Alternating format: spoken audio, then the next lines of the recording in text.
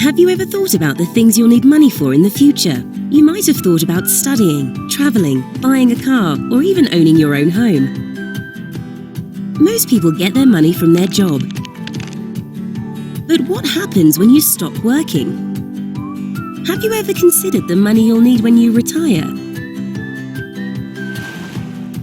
This is the bowhead whale. Its average lifespan is over 200 years. People don't live as long as that, but they are living longer than ever before. Your retirement could last 30 or more years. That's a lot of bills and expenses. It's easy to think, hey, it's a long way off, I'll worry about it later. But planning for your financial future when you're young can make it much easier to make sure you have enough money.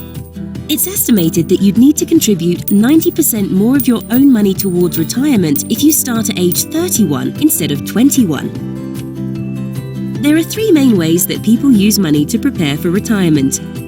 Many people choose to save money for the future using a financial company such as a bank.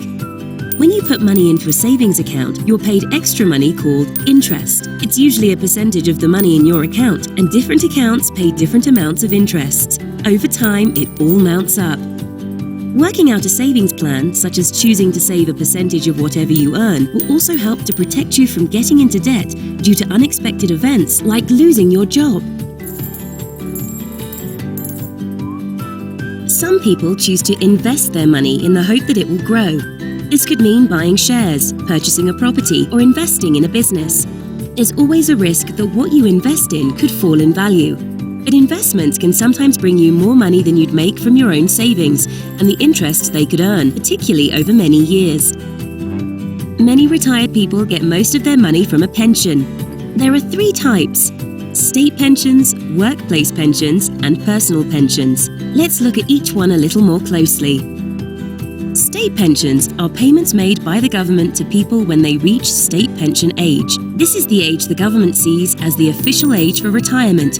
But some people retire earlier or later. For anyone born after 1978, retirement age is likely to be 68 years old, but it's increasing as people live longer. When you work, you pay a percentage of your earnings to the government, known as national insurance contributions. You usually have to have paid national insurance contributions for a certain number of years to qualify for a full state pension. But exceptions are sometimes made for people who have been unemployed, caring for someone, or too ill to work.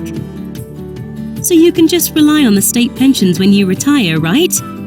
Wait, there's a catch. The government sometimes changes the rules around who gets state pensions, how much, and at what age.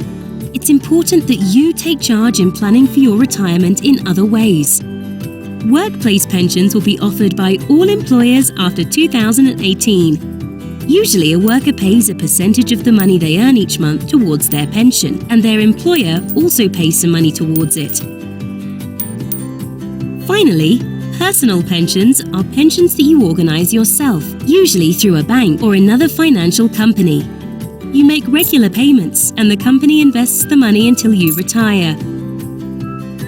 With workplace and personal pensions, you receive the money when you retire. You can get it back all at once or over time in smaller amounts. When you retire, you'll want to be able to afford to live comfortably, pay the bills, and keep doing all the things you enjoy. And you can, but you need to start planning early. Now you know several ways that could bring you security throughout your life. Your future is in your hands. Don't ignore it.